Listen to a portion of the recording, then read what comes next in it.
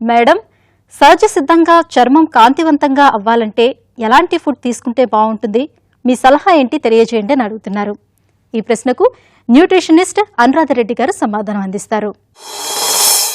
Skin glow కాంతివంతంగా కావాలంటే మన ఆహారం వల్లనే అవుతుంది. అది బ్యూటీ పార్లర్కి వెళ్ళి ఏదో ఫేషియల్ చేయించుకుంటే అది తాత్కాలికం, 2-3 రోజులు. మనం ఆహారం ద్వారానే తీసుకుంటే అది చాలా మంచిది, దాని ద్వారానే ఎక్కువ ఎఫెక్ట్ ఉంటుంది.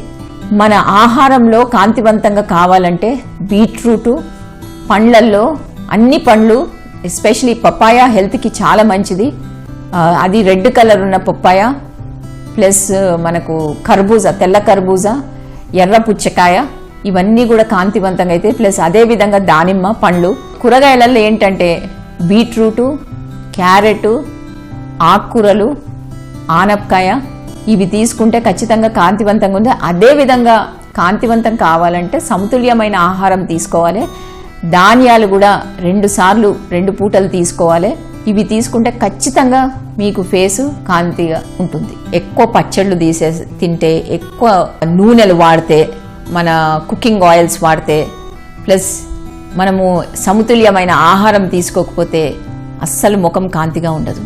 ప్లస్ కాంతిగా ఉండటానికి కీరా కూడా రోజుకి 2-3 సార్లు తీసుకుంటే చాలా మంచిది. బికాస్ కీరా maintains the pH of the body.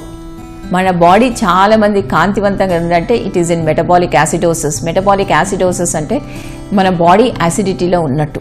దాని మూలాన ఇప్పుడు కీరా రోజు ప్రతి ఒక్కరూ యాసిడిటీ ఉన్నా, యాసిడిటీ లేకున్నా, ముఖం కాంతి కావాలనుకున్న కాంతి, మామూలు పర్సన్స్, నార్మల్ పీపుల్ కూడా ప్రతిరోజు కీరా తింటే చాలా మంచిది.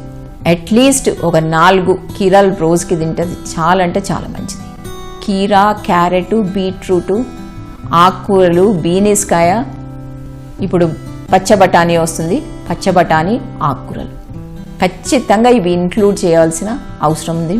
అందరికి కూడా ముఖం కాంతి రావాలంటే ఖచ్చితంగా ఉసురుగాయ ఉన్నా కూడా ఉసురుగాయ తింటే చాలా మంచిది. తినే ఉసురు కానివ్వండి, పచ్చే ఉసురు కానివ్వండి. బికాజ్ ఉసురుగాయని it's called as a poor man's apple. It's not only low in price, but it has the richest source of vitamin C.